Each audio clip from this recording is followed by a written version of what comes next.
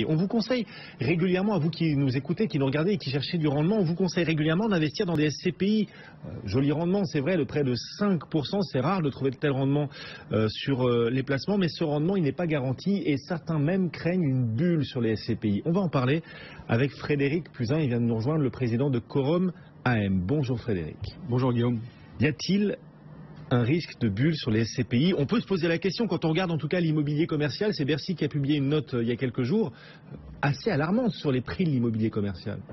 Oui, alors y a-t-il une bulle? Je vais vous répondre. Non, il n'y a pas de bulle, mais pour autant on peut effectivement se poser la question sur l'évolution du marché immobilier, notamment parisien. Ouais, le marché de l'immobilier commercial dans son ensemble pourrait présenter une surévaluation de 15 à 20%. Surévaluation de 15 à 20%, c'est ce qu'expliquait cette note. Ça veut dire qu'il est au bord de l'explosion, cet immobilier commercial en France?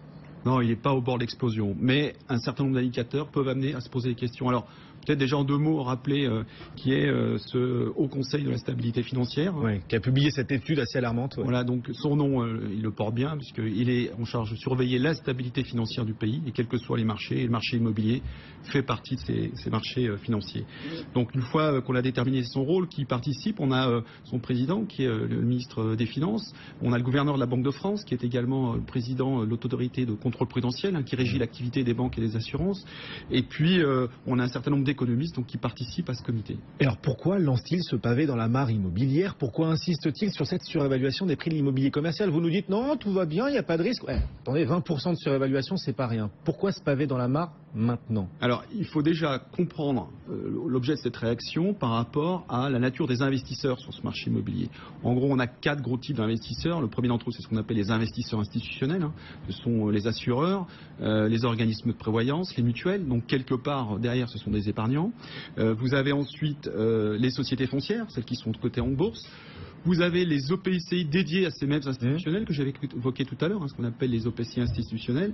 Et puis enfin, vous avez ce qu'on appelle les fonds retail, et dans lesquels vous trouvez les SCPI, mais également ce qu'on appelle les OPCI retail, ceux qui sont commercialisés notamment par les réseaux bancaires et assurances. Et donc à travers tous ces investisseurs dans l'immobilier commercial, ce que vous nous dites, c'est que ce sont tous les épargnants qui sont exposés à l'évolution à venir de cet immobilier commercial, à travers les assureurs dont vous nous parliez, les SCPI, les OPCI, tous les épargnants français d'une façon ou d'une autre, par ricochet ou plus indirectement, sont concernés.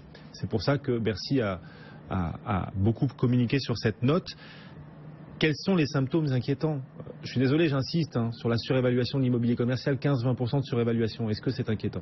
Alors, ce comité a identifié 4 facteurs qui peuvent amener à se poser des questions sur le marché immobilier français, notamment parisien. Tout d'abord, les volumes investis, qui depuis 2014 sont historiquement très élevés, les plus élevés qu'on ait jamais eu.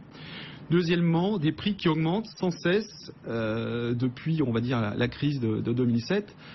Étant rappelé que ce rapport nous remémore bien que de 2007 à 2009, ce même marché avait fait moins 15%. Donc il faut quand même savoir que les baisses ont existé et qu'elles ne sont pas si anciennes que ça. Donc il y a eu effectivement un phénomène de rattrapage. Troisième facteur qui amène à se poser des questions, ce sont des revenus locatifs qui stagnent quand ils ne baissent pas.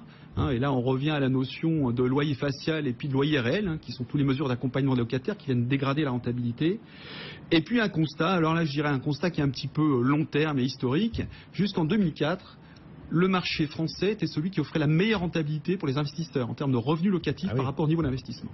Et figurez-vous que depuis 2014, c'est le moins rentable des marchés. On est passé du plus rentable au moins rentable. Pourquoi? Comment en est-on arrivé là en France? En fait, la principale explication, et j'avais déjà dit à ce micro, c'est la baisse des taux d'intérêt.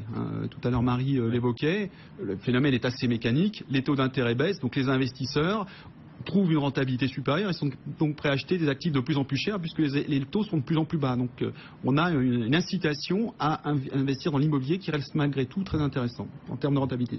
Ouais. Donc ce qui se passe, c'est qui explique les rendements en baisse de l'immobilier commercial, c'est que plus les taux d'intérêt baissent, et plus les investisseurs immobiliers acceptent des rendements immobiliers faibles, puisque le spread, l'écart de taux est relativement faible. Et donc on assiste à cette augmentation des prix de l'immobilier commercial et à cette surévaluation actuelle. C'est comme ça qu'on peut l'expliquer. C'est exactement cette mécanique-là. Alors, on a un impact des taux qui est évalué uniquement dû à l'évolution de ces taux d'intérêt, qui est l'ordre de 15 à 20% sur les prix de l'immobilier, voire 30% pour le marché parisien. 30% pour le marché parisien en immobilier entreprise. Et donc, on imagine bien, un impact d'une remontée des taux, ça serait une baisse de ces mêmes valeurs. Oui, c'est ça. Et d'où ces craintes éventuelles d'un possible éclatement d'une bulle. Vous nous disiez, à Paris, les prix surévalués dans l'immobilier commercial de 30%. C'est-à-dire que sur le marché le plus premium, le plus haut de gamme, Paris, c'est là qu'on a les prix les plus surévalués? Oui, alors c'est ce que nous livre ce rapport comme constat.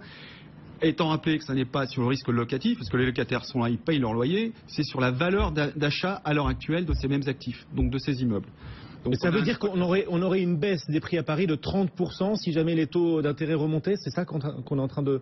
Non, alors c'est pas... Non, parce qu'il faudrait qu'ils remontent massivement d'un coup, tout de suite. C'est plus subtil que ça, non? C'est plus subtil que ça, mais une simple règle de 3 pour qu'on comprenne bien ensemble le mécanisme. Aujourd'hui, les taux sont proches de 0. Vous investissez dans l'immobilier à 4%. Vous avez un différentiel de rentabilité de 4%. Imaginons que demain, les taux remontent à 1%, ce qui n'est pas forcément une vue de l'esprit. Non. Ça veut dire que mécaniquement, on pourrait imaginer que les investisseurs décalent leur spread, leur écart entre les rentabilités des deux investissements, également de 1%. Donc votre 4% de rentabilité devient 5%. Donc votre immeuble qui vous rapporte de 4%, si vous le revendez, on va vous en acheter 5%. Et le passage de 4 à 5%, ça fait 20% de valeur en moins. 20% de valeur en moins, quand vous avez acheté sur la base d'un revenu locatif de 4%, c'est comme si vous aviez 5 ans de vacances dans votre immeuble. C'est comme si vous n'aviez pas de locataire pendant 5 ans. Oui. Et tout ça, si les taux d'intérêt montaient ne serait-ce qu'à 1%, ce qui, comme vous le dites, n'est pas qu'une vue de l'esprit. Donc il y a un risque. Il y a un risque sur l'immobilier commercial. Vous nous disiez au début, non, il n'y a pas de risque. Vous venez de nous dire, nous montrer la preuve, nous apporter la preuve qu'il y a un risque. Alors il n'y a pas de risque d'explosion. Il y a un risque d'évolution. L'évolution à la hausse, elle s'est faite... C'est à moins 20, moins 30, c'est une grosse évolution. Elle s'est faite dans un certain temps. Elle prendra sans doute le même temps à la baisse, hormis accident macroéconomique majeur qu'on l'a connu en 2007, mais on est dans la vie naturelle et la respiration naturelle des cycles. Oui, alors justement, quand on est investisseur et qu'on veut dans le cycle naturel des cycles en profiter et arriver à investir au bon moment, dans le bon timing, est-ce qu'il n'est pas un peu trop tard là pour investir dans l'immobilier commercial? Est-ce qu'il y a un risque de mauvais timing là? Alors, il faut être prudent. Et d'ailleurs, c'est la recommandation de ce comité, d'être prudent et recommande aux investisseurs d'être prudents à la nature de leurs investissements et notamment au sujet de se préparer à un sujet éventuellement de liquidité et de baisse des valeurs. Tout à fait. Alors comment on fait quand même? Les SCPI apportent de beaux rendements, ça donne envie d'y investir, mais vous nous dites qu'il y a le risque de forte baisse des rendements. Du coup, qu'est-ce qu'il faut faire? On abandonne les SCPI, on va voir autre chose? Non, il ne faut pas abandonner les SCPI. Je pense qu'il faut regarder les SCPI et les OPCI, parce que les deux sujets sont identiques, avec du discernement. Je pense qu'il faut éviter de trop s'exposer maintenant au marché parisien. Donc plutôt privilégier les SCPI qui vont investir à l'étranger, étant entendu que là aussi à l'étranger il faut être prudent parce que la France n'est pas la seule en proie à ce phénomène de taux à zéro. L'Allemagne a exactement le même sujet. Donc malgré tout on trouve en Europe des pays qui offrent encore des opportunités intéressantes. Où les prix ne sont pas aussi surévalués qu'en France? Exactement. Par exemple par exemple en ce moment vous avez un marché qui est plutôt en contre-cycle, qui est plutôt en retard de cycle par rapport au reste de l'Europe. C'est le marché des Pays-Bas, le marché néerlandais, qui lui a un facteur un peu moins intéressant que le facteur français, c'est son taux de vacances, mais pour autant qu'on arrive à trouver des bons immeubles avec de bons locataires et des baux sur de très long terme, on peut parier sur un cycle là aussi qui rattrape, mais de façon positive, plutôt qu'un cycle de survalorisation. D'accord, donc survalorisation en France, du coup intéressez-vous plutôt aux SCPI investis à l'étranger, les Pays-Bas en priorité? Pas forcément les Pays-Bas, en faisant attention à l'Allemagne, parce que l'Allemagne a un profil assez proche de la France en termes de survaleur, mais aux SCPI qui vont dans l'ensemble de l'Europe. Oui. D'accord. Et privilégier celle qui affiche la plus forte collecte, ça peut être sécurisant pour des épargnants de choisir ces chevaux-là qui attirent le plus de gens? Je dirais que c'est un petit peu antinomique. Si c'est la plus forte collecte pour investir en France, il faut être vigilant et il faut être bien attentif à la nature des investissements qui sont réalisés en France. Mais à l'étranger? Même à l'étranger. Parce qu'on ne connaît pas forcément, vous dites, voilà, les Pays-Bas, ça peut être intéressant. Mais on ne connaît rien au marché immobilier des Pays-Bas. Est-ce que du coup, on peut se dire, quitte à y investir, autant y investir dans les SCPI qui cartonnent le plus et qui attirent le plus les investisseurs? Non, je pense que l'essentiel, c'est de bien observer la stratégie d'investissement depuis quelques années du gérant et savoir la politique qu'il a menée en termes d'investissement, à la fois en France, mais aussi sur le reste de l'Europe. Voilà. D'accord. Et une forte collecte, c'est bon signe. Et en même temps, ça peut avoir des effets pervers, ça peut être dilutif pour le rendement. Il faut le rappeler. Oui, exactement. Ouais. C'est-à-dire que la SCPI dans laquelle vous investissez doit toujours réinvestir au fur et à mesure l'argent que les particuliers y placent. Elle doit être capable de collecter ce qu'elle investit et non pas l'inverse. Voilà quelques idées donc face à cette survalorisation du marché de l'immobilier commercial en France de 20, 25, peut-être même 30% à Paris, mais il n'y aura pas de bulle, c'est ce que vous nous dites Frédéric Fusain, le président de Quorum AM. Bon, pas d'éclatement de bulle, mais quand même forte baisse des prix à venir, on joue un peu sur les mots. On va juste faire un tout petit peu dans la durée. Un peu sur les mots quand même, non? C'est la vie des cycles. Oui, c'est la vie des cycles, mais les cycles sont faits de bulles, on est d'accord. Merci beaucoup Frédéric d'être venu nous voir. Le CAC 40 toujours en hausse de 0,9%. Intégral Placement se poursuit dans un instant. À tout de suite.